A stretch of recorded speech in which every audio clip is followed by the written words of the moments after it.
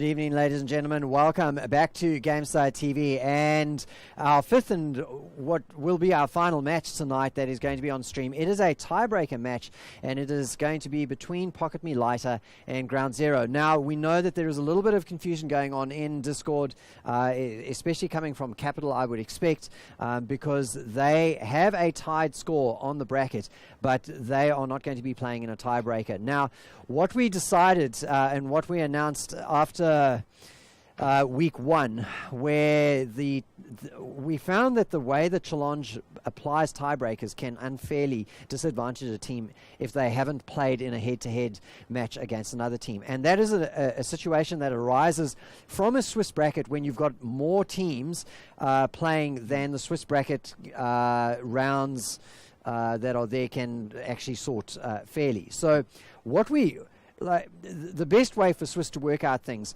is for if you've got, like we have tonight, you've got 12 teams, so 11 teams plus one bye team, so effectively 12 teams. What you actually need is 6 or 7 rounds to play to sort everything out, because by the time you've played all 6 or 7 rounds, most teams have played against most other teams, and then the algorithms actually kick in and they work out valid results. But because we are time constrained, because it's a weeknight, we can't do 6 or 7 rounds in one night, and so we've restricted it down to 4 rounds and then the tiebreakers. And the way that the tiebreaker works is we look at the teams who are tied and we find out what their head-to-head results are. So in other words, if Team A and Team B and Team C are tied, we look at Team A and Team B. Did they play against each other? Who won? And if Team A won, then Team B they've had a tiebreaker applied and they fall back in the rankings. So if we look at the situation in the bracket right now, Pocket Me Lighter has played against Capital. So Pocket Me Lighter would go in ahead of Capital. However, Ground Zero has not played either of those. So if we were not applying any sort of special tiebreaker, regardless of whether we played or not, Pocket Me Lighter would be going through. But the reality is that Pocket Me Lighter has not played Ground Zero. They have a tied score, so we have to play a head-to-head between those two teams just to sort out exactly who goes through. So unfortunately, Capital, because you lost to Pocket Me Lighter, you don't get the opportunity to try for that final spot. It's just that is the ruling that we made last week, and that's the way that we have to play. Those are the constraints that we have to work with. So our final match, brought to you by Disconcur and GL Phoenix, is going to be on Dragonshire, and it's going to be Pocket Me Lighter going up against Ground Zero. Over to you, Disco, to take us through that match. All right, this is the tiebreaker match. This is deciding who will join our the top 8 in this week's playoffs to earn themselves those juicy HGC points to try and prove that they are among the champions, among the elite of the HGC ANZ region teams. But here we are. So the tiebreaker map is going to be on Dragonshire. I feel this is kind of a fitting map to play on GL because it's so it really determines if you understand a lot of mechanics and HOTS or not. Exactly. It is a very complete map. It has been one of the maps that's been around for pretty much as long as the game as it has existed, and it has grown and developed when it comes to strategies and what team compositions you end up coming out with on this map. And as you said, it kind of tests your completeness as a team when you get onto Dragonshire. Yeah, because it's like so some of the things that we see on this map, we said the big thing, it tests and stuff.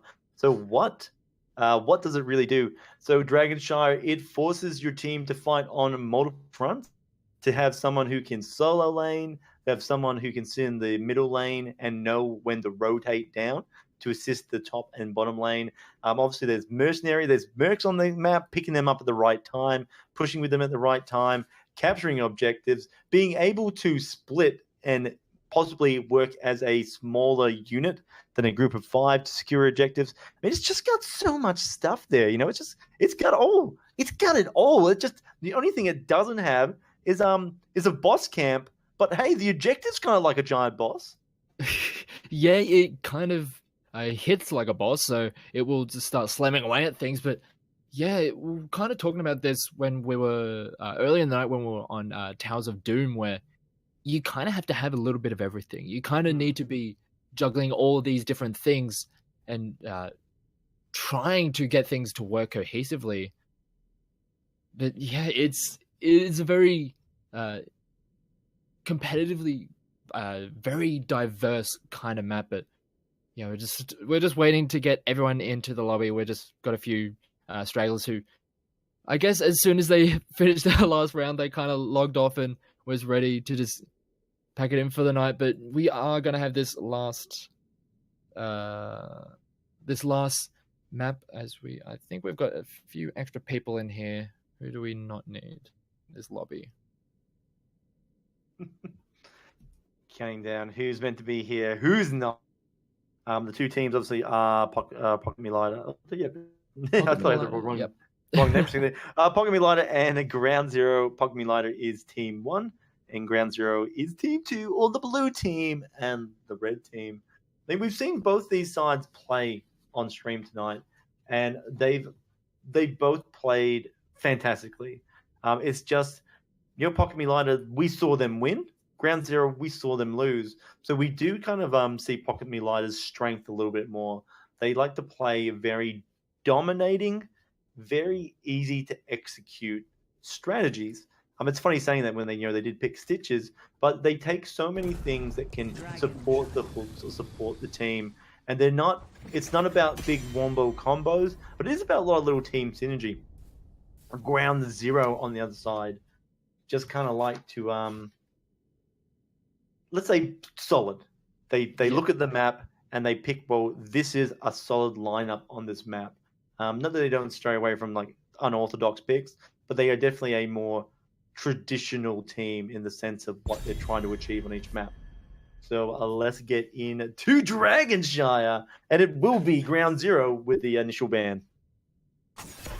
Yeah, and there goes the Tassadar. Would be surprised to see the Oriole taken off the bat, or taken off right off the bat, and there's the hover at least. So we're back to, I guess, as standards can be, just taking those supports off, not wanting to allow any of those through for this last tiebreaker match. Yeah, on this Dragonshire, again, it's all about a team that can do a little bit of everything. So you just want to weaken the meta. Like, what are the meta picks? What are the super strong natural picks? And just sort of get rid of that. You're not worried about any, cheeky. I don't know. I was trying to think of a cheeky character. You're just looking at something cheeky, like, oh my god, better ban Gul'dan because he has some magical power on this map.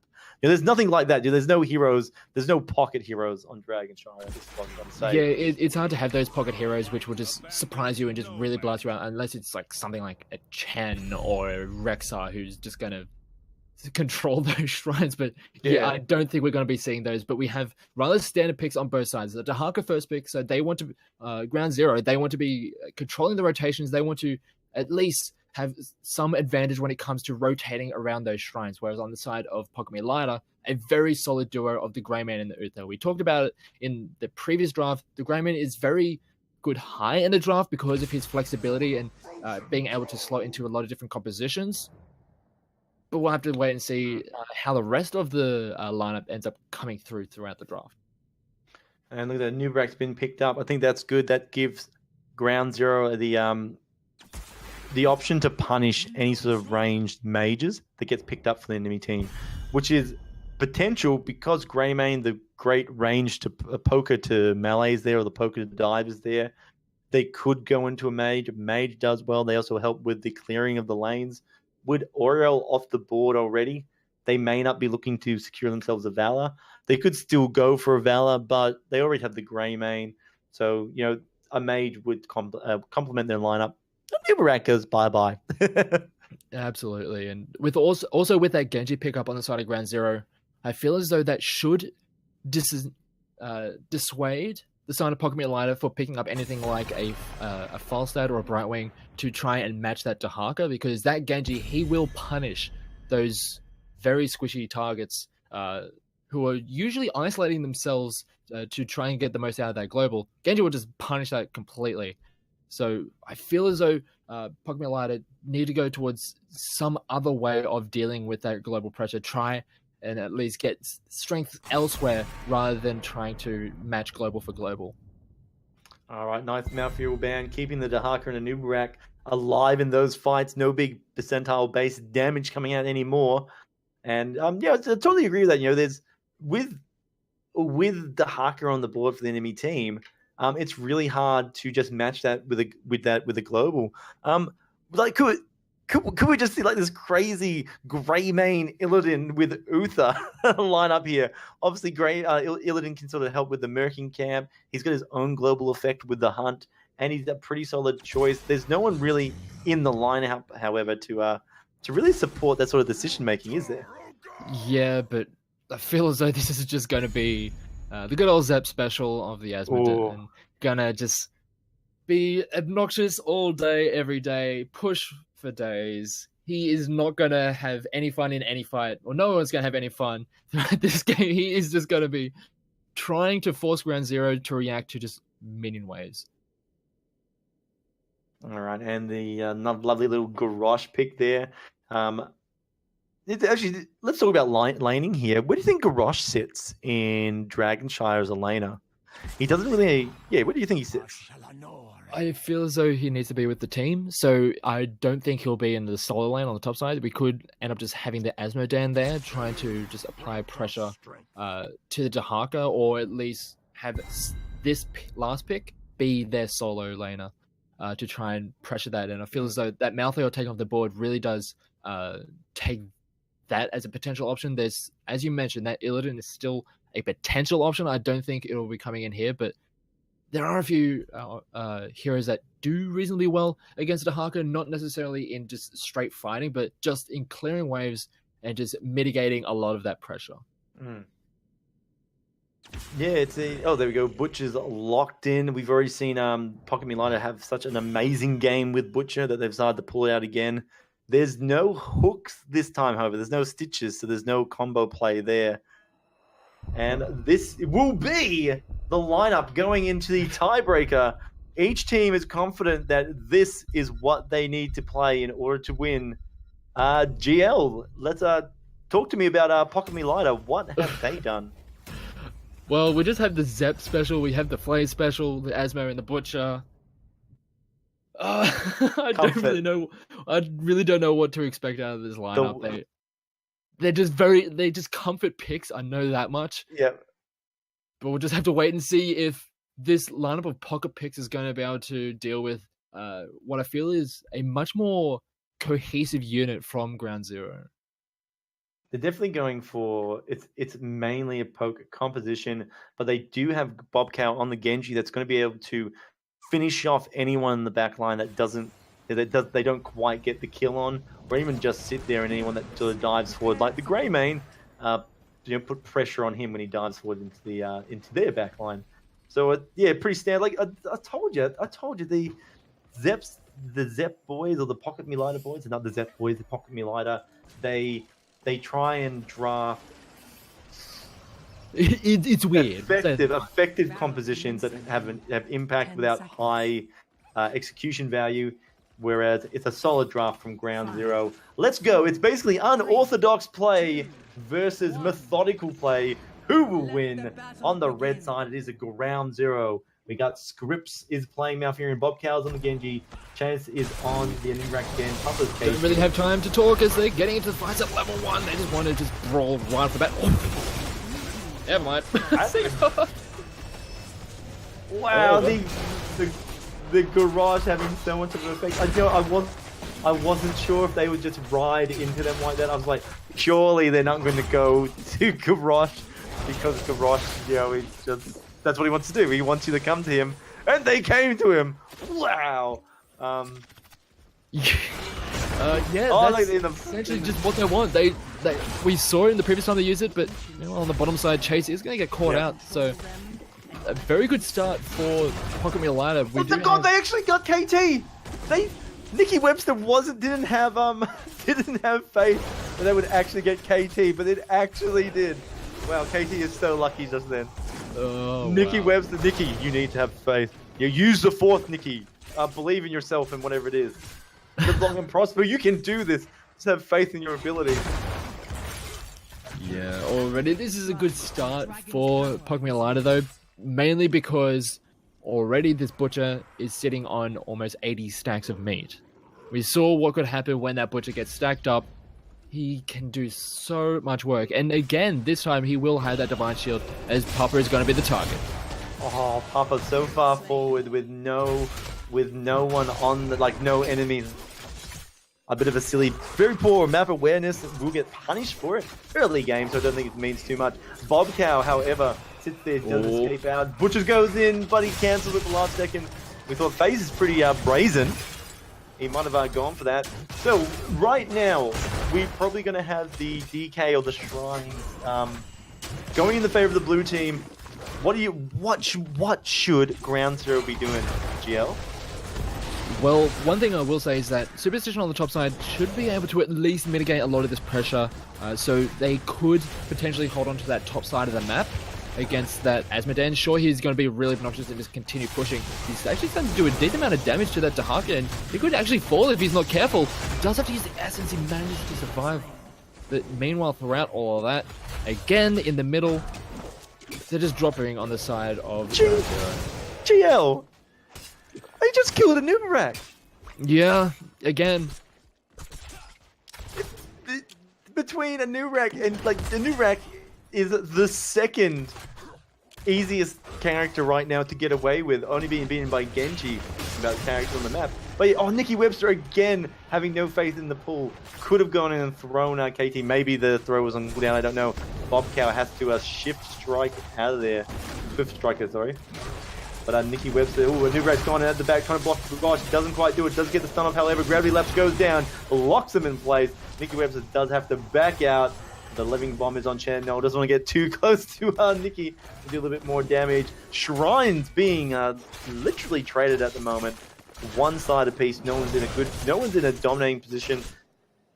Yeah, no one's in a dominating position at the moment, while siege camps are being picked up for Ground Zero. Yeah, I will say that Ground Zero are getting a little bit of advantage. They're almost at level 7, so they're pretty happy about that, and they want to take down this KT even more, but they do survive. Oh, nice stuns coming out of Nubarak now to keep KT alive. That would have been detrimental to lose that. However, seeing in the mid lane, FKL doesn't take the DK, holds back. He was getting interrupted by ranged minions, so he couldn't actually get it just yet. He was just getting ranged minion poked for days, and he couldn't actually take it. So yeah, I didn't actually notice that. Yeah, it's just a little bit unfortunate, but it does mean that they get a more valuable or a more they get a target into the DK that they a more preferable target. That's the word I was looking for. Bloody hell! They do get a more preferable hero into the DK with that garage, and they will be able to at least take down a couple of these outer towers. They took the two in the middle lane. It looks like they should be able to at least get one on the bottom side. Before this damage, this defense coming out from Ground Zero should force them away. Yeah, Nikki Webster getting got a lot of value with that DK falling right now. Wouldn't be so problematic. I'm gonna get the second tower before it happens. No, yes. The Gravity Lapse comes out, Nubarak goes in, but the Butcher's going in onto the back line, put a lot of pressure on Malfurion. Malfurion will fall. That leaves the Nubarak in a very dangerous position. He's got no way to go home, only unless he dies. That's it. That's his fast ticket home right there. Genji and KT, very precarious situation. Nikki Webster! Oh, but the Gravity Lapse comes out and doesn't quite connect to KT with the throw or any follow-up damage. But they are going to break through.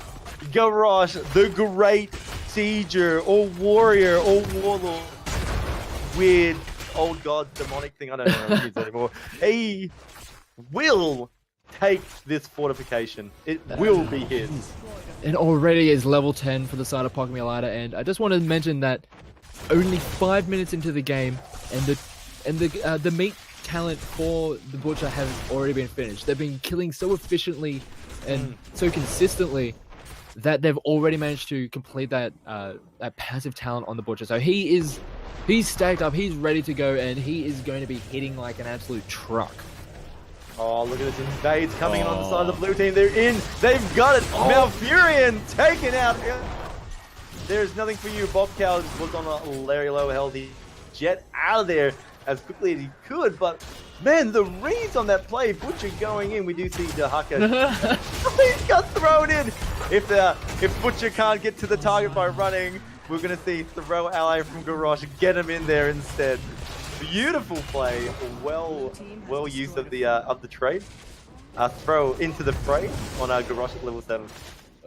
This is just a dominating start from Pokemon United. They're just utilizing this pick-heavy composition and just dismantling any kind of start, or they just want even more. His place is the first one in.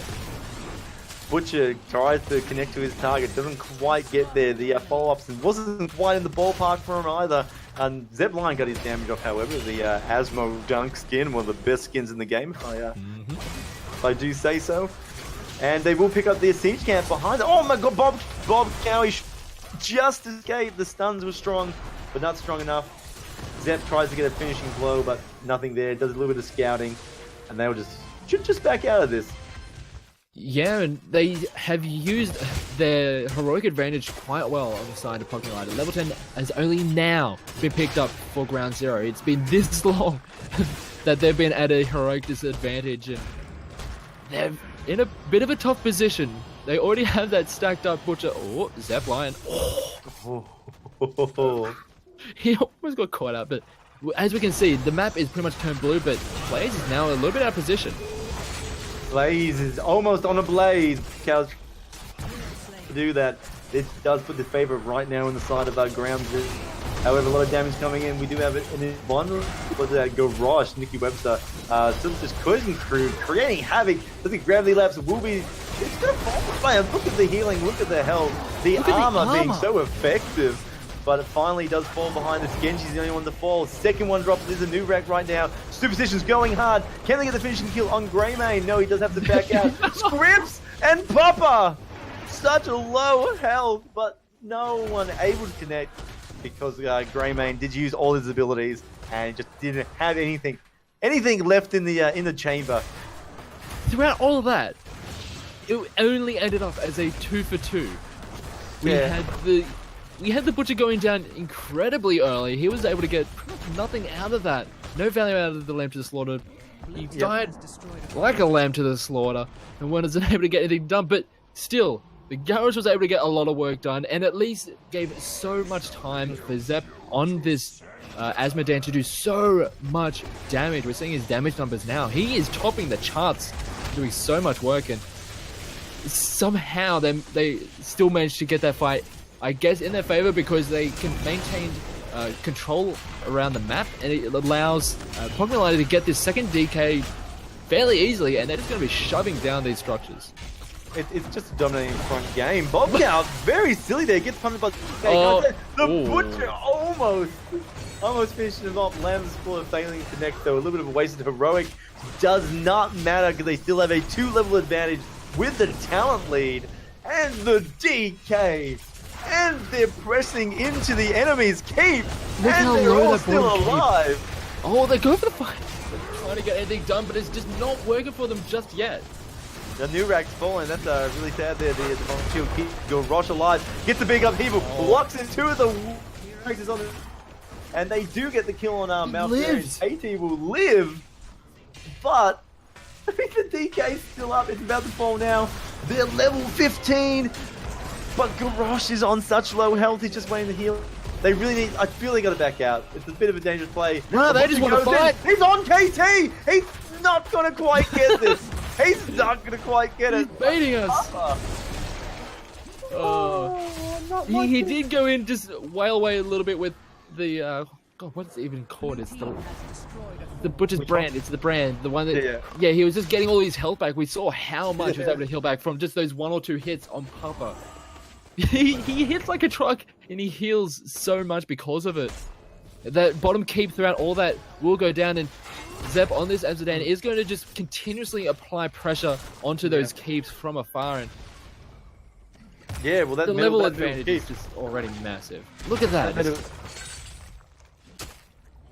Oh, I just keep saying, I was trying to say that, yeah, that keep's gone. It's just gone. It's out there. Garrosh will go in there and get this cheeky hit. He's like, thanks boys, I did this. But in the top lane, the Butcher has gone in again. Onto Puffer again. KT just 2. Playing so unsafe and getting punished left, right, and center. But hey, when there's a 4 different, I think all you can do is get punished. Oh. Tiebreaker taken out as well. Malfurion will fall. It's only Genji, the cybernetic ninja from Overwatch. But all he's going to be able to do is just watch his keep die as we see Pocket Me Lighter pocket themselves the tiebreaker victory. I feel as though we're just going back to the days of the Patron Warrior in Hearthstone, because he's just saying, hey everyone, get in here, we're gonna fight. And he's just throwing, he doesn't care who he's throwing in there, he's just throwing his allies in there. And that was just domination from start to finish from Pocket Me Lighter. Oh wow, they dominated with such a great pick composition. It's so early on in the game. They got just so many good kills, took so many good fights, and then when they got the lead, they just snuck away with it. This was a freight train destined for Winsville for the Pocket Me Lighter boys. Very well done.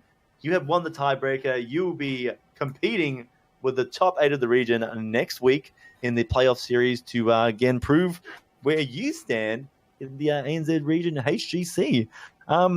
So very quickly, GL, let's not beat around the bush. Who is tonight's MVP in the tiebreaker? Well, I'm not going to give it to Flares on the Butcher. Sure, he did okay, and he stacked very efficiently, but I don't think he was the main, the architect of Ground Zero's demise. I feel as though Nicky Webster on the Garrosh did so much work, but I got to give it to Zep, because not only did he just top the charts in EXP and siege damage, but he was also pumping out a lot of hero damage. We saw in that very scrappy fight, the one where it was like 2 down apiece, Zep was the one who was doing a lot of the damage, forcing away the back line of Ground Zero, and he was the one who was keeping them in these fights, and also just throughout all that, still putting down the siege damage, applying pressure on the lanes, and just making it so hard for Ground Zero to get any kind of round. Totally, and I think on my side, it's just so good. So many upheavals, so many throws. It's just good. Like, even ones that they didn't expect to get. So Nicky Webster playing an amazing game, better than they realized. So that's it. Garage, Nicky Webster, and then Zep bringing the CG 124k. Those are some big numbers, and they were. It was enough to get them over the line in the end. That's it. So guys, that's it. I think back to our host and producer Chris for any final say on tonight's competition. Okay, so, we have a result from the tiebreaker. Thanks for that, Discon Kerr. And a very, very convincing win from Pocket Me Lighter. So they go through in the 4th spot, the 4th and final spot tonight. Now, we have one last thing to do, and that is to draw the raffle. And we've had it open. I did apologize in Twitch chat that I forgot to draw the skin raffle after the match before the tiebreaker. So we're going to draw the Stukov skin now, and then we're going to draw a loot chest code as well. So we've got a couple of things going, and here we go. I'll head on over to my beep boop boop bop and find the button to press, and there is the pressing of the button that goes. And Skinny, oh my goodness me, on his night off, manages to get himself in the way of a Stukov skin. So congratulations, Skimmy. We have to redraw because you're basically GameStar staff. So sorry, mate. You get your own skins from other things. So let's go for a repick. And there you go, Blood Spiller. Congratulations. You're the one that actually gets the Stukov code. So let me write that down. I'll just cross out Skimmy's name because, with big red mark, just nah. No. There you go. And now we're going to draw the loot chest code. So you get 12 loot chests with this one code. Here we go. And who is it? It is Squiddo609, which is a very, very Clever play on words, I would say. Play on a magic number. So congratulations to our winners. You've got to head on over to GameStar Discord, and I will just put... I'll just do the Discord command. There you go, in Twitch chat, so that you know what it is. Head on over to GameStar Discord and send me, GameStar Crisis, a private message, and I'll make you jump through some hoops first, so that I can prove that you are the person in Discord is the person in Twitch chat that has actually won, and then I'll sort you out with your codes. So just to summarize, if you want to have a look at the brackets, enter !brackets in Twitch chat, and you can look at it for yourself. But the teams that go through tonight are Mad Because Bad, Milkshake, Homewreckers, and Pocket Me Lighter. And just coincidentally, it turns out that the algorithms got it exactly right, because Pocket Me Lighter are actually in fourth place based on the algorithmic tiebreakers. But who would have not wanted to have seen that fantastic... Well, somebody in Twitch chat actually called it a toxic team comp with the Butcher and the Asmodee. The way it could have been more toxic is if you had things like Lunara and Zebo in there. So, well, what a fantastic match to round out the evening. Thank you for joining us, ladies and gentlemen. GameStar TV is not back tomorrow night, but the GameStar team is back tomorrow night. We're going to be broadcasting Paladins on the official Paladins game Facebook page tomorrow night. It is the finals, the monthly finals of the OCE PGS. So join us there. That starts at 7:30 as well. So facebook.com/Paladins game. And on Sunday, we're back with Injustice 2. And it's quite possible, Disconcur, that you might be casting Injustice 2 for us on Sunday. Yes, it's depending on what transpires in the next 24 hours. Yeah, so make sure you follow us on Twitter, ladies and gentlemen. GameStar on Twitter, at GameStar on Twitter. It's the easiest way to find out exactly when our next broadcasts are, who the talent is that's going to be involved, what the games are, what prizes you can win, all of those good things. So head on over to twitter.com and hit that follow button when you find GameStar. That is it for tonight. Thank you very much, GL Phoenix and Disconcur, for doing an excellent job over the 5 matches.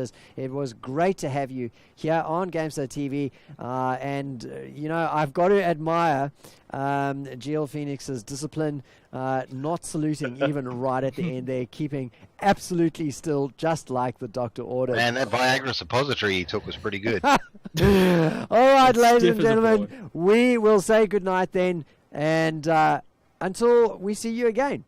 This is Crisis, Disconcur, GL Phoenix, and you heard his voice there as well, EJ, signing out.